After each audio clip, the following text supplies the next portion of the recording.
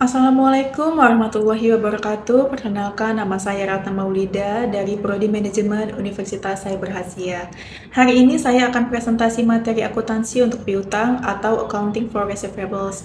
Materi ini saya ambil dari pertemuan sesi ke-1, jadi nanti kita bahas dulu teorinya, baru masuk ke contoh soal. Tujuan pembelajaran, sebelum masuk ke materi, saya mau kasih tahu dulu apa aja sih yang mau kita capai hari ini. Jadi nanti kita akan belajar 5 hal. Yang pertama, kita bakal ngerti apa aja klasifikasi piutang itu. Yang kedua, kita bahas gimana kontrol internal terhadap piutang. Yang ketiga, kita akan paham sifat dasar dan cara mencatat piutang yang nggak bisa ditagih. Yang keempat, kita praktek bikin jurnal pakai metode pencadangan, termasuk cara penghitung, estimasi dari penjualan atau dari umur piutang, dan yang terakhir kita belajar jurnal metode penghapusan langsung. Klasifikasi piutang. Oke, kita mulai dari yang paling dasar ya, klasifikasi piutang. Jadi piutang itu sebenarnya dibagi jadi 3 jenis. Yang pertama ada piutang dagang. Ini muncul kalau kita jual barang atau jasa secara kredit dan biasanya bisa ditagih dalam waktu yang tidak terlalu lama. Yang kedua, wesel tagih. Bedanya kreditnya dalam bentuk tertulis resmi, namanya promissory note. Nah, yang ketiga itu piutang lainnya, contohnya piutang bunga, piutang pajak, sama piutang dari karyawan. Pemisahan tanggung jawab. Selanjutnya kita bahas soal kontrol internal. Kenapa sih piutang itu perlu dijaga ketat?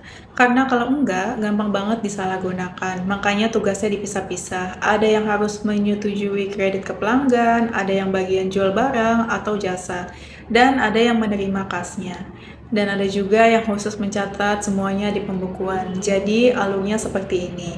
Pelanggan kasih info kredit, lalu disetujui, baru terjadi penjualan, dibikin invoice, terus dicatat oleh bagian akuntansi. Metode pencadangan atau overview. Sekarang kita masuk ke intinya, yaitu piutang tak tertagih. Ada 2 metode untuk mencatat ini. Yang pertama kita bahas namanya metode pencadangan atau allowance method. Metode ini lebih sesuai secara akuntansi karena mengikuti matching principle. Jadi beban diakui di periode yang sama dengan pendapatannya. Cara kerjanya, tiap tahun perusahaan bikin estimasi dulu, kira-kira berapa piutang yang nggak akan bisa ditagih. Dari situ dicatat beban piutang tak tertagih di debit, dan penyisihan piutang tak tertagih di kredit. Baru, kalau memang ada piutang yang benar-benar nggak bisa ditagih, itu di debit ke penyisihan, dikreditkan ke piutang dagang.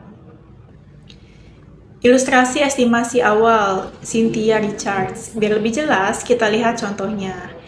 Tanggal 31 Desember ada perempuan bernama Cynthia Richards. Dia mengestimasi dari total piutang dagang $105.000. Sekitar $4.000 diperkirakan nggak akan tertagih. Dari situ jurnalnya, beban piutang tak tertagih di debit $4.000. Penyisihan piutang tak tertagih di kredit $4.000 juga. Setelah dicatat, piutang yang tadinya $105.000 dikurangi 4.000, jadi $101.000. Angka 101.000 ini yang disebut nilai realisasi bersih, yaitu perkiraan piutang yang benar-benar bisa ditagih. Penghapusan dan pemulihan piutang John Parker. Gimana kalau ternyata ada piutang yang benar-benar macet? Contohnya John Parker, tanggal 21 Januari, piutangnya sebesar $610 dinyatakan nggak bisa ditagih. Jadi dihapus. Jurnalnya, penyisihan piutang tak tertagih di debit, piutang dagang John Parker di kredit. Tapi ternyata tanggal 10 Juni, John Parker ini, dia membayarnya. Jadi piutang yang tadi dihapus dicatat balik lagi, baru setelah itu dicatat penerimaan kasnya. Tadi kita sudah tahu cara mencatatnya, tapi bagaimana cara menghitung estimasinya? Ada 2 cara. Yang pertama menggunakan persentase dari penjualan. Misalnya penjualan kredit periode ini $300.000. Lalu diestimasi 1% tidak akan tertagih, berarti beban piutang tak tertagihnya $3.000. Cara kedua, menggunakan analisis piutang, istilahnya aging. Di sini diestimasi dulu berapa yang tidak akan tertagih, misalnya $3.390. Lalu dikurangi saldo penyisihan yang sudah ada, $510. Jadi bebannya hanya $2.880. Daftar umur piutang atau aging schedule. Cara kedua tadi, analisis piutang, biasanya menggunakan tabel yang namanya daftar umur piutang atau aging schedule. Jadi, piutang dikelompokkan berdasarkan umurnya, mulai dari yang belum jatuh tempo sampai yang sudah lewat setahun. Logikanya, makin lama piutang itu belum dibayar, makin besar juga kemungkinan dia tidak akan tertagih. Makanya, di tabel ini terlihat yang belum jatuh tempo hanya dikasih 2%, tapi yang sudah lewat 365 hari, 80% dianggap tidak akan tertagih. Sekarang kita pindah ke metode kedua, namanya metode penghapusan langsung atau direct write-off. Ini kebalikannya, metode ini tidak sesuai matching principle karena beban baru diakui saat piutangnya benar-benar dinyatakan macet, bukan saat penjualan terjadi. Jadi begitu ada piutang yang terbukti tidak bisa ditagih, langsung dianggap tidak berharga dan langsung dicatat beban piutang tak tertagih di debit, piutang dagang di kredit. Ilustrasi metode langsung D.L. Rose. Contohnya begini. Ada perempuan bernama D.L. Rose, tanggal 10 Mei, piutangnya sebesar $420.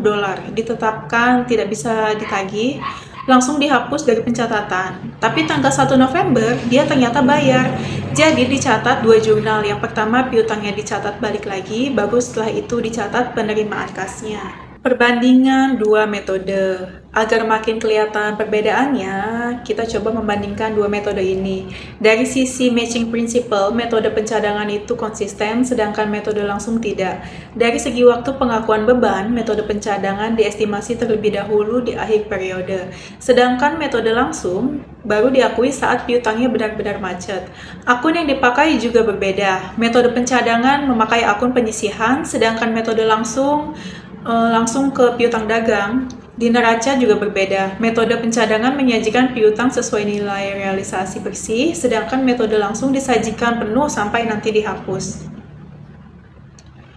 Ini adalah contoh soal pertama, biar kita lebih paham. Ceritanya ada toko melati. Transaksi pertama, toko ini menjual barang dagang secara kredit senilai 50 juta rupiah. Transaksi kedua, ada piutang Tuan Andi sebesar 1 juta rupiah, dinyatakan tidak bisa ditagih, jadi dihapus. Transaksi ketiga, ternyata tidak disangka, Tuan Andi malah membayar tunai piutang yang sudah dihapus tadi. Yang diminta adalah kita membuat jurnal dengan metode penghapusan langsung. Ini adalah penyelesaiannya.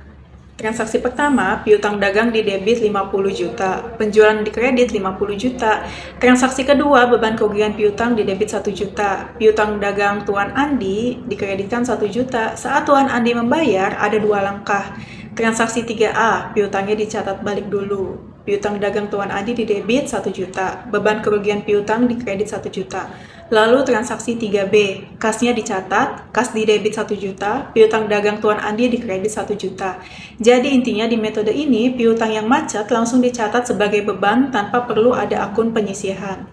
Contoh soal kedua, sekarang pakai metode pencadangan. Ceritanya, toko melati pada tanggal 31 Desember diketahui memiliki penjualan bersih tahun ini sejumlah 800 juta rupiah.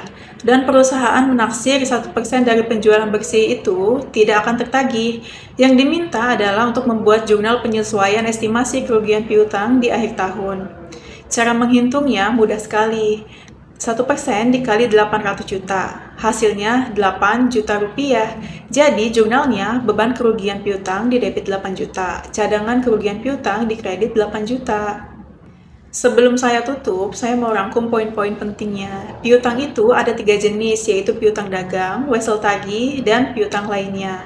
Soal kontrol internal, fungsi kredit, penjualan, kas, dan akuntansi harus dipisah biar tidak disalahgunakan. Ada dua metode untuk piutang tak tertagih, metode pencadangan yang sesuai matching principle dan menyajikan piutang sesuai nilai realisasi bersih, serta metode langsung yang lebih simpel tapi tidak sesuai matching principle. Dan estimasi kerugian piutang bisa dihitung dari presentase penjualan atau dari analisis umur piutang. Baik, itu tadi materi akuntansi untuk piutang dari saya. Terima kasih atas perhatiannya. Wassalamualaikum warahmatullahi wabarakatuh.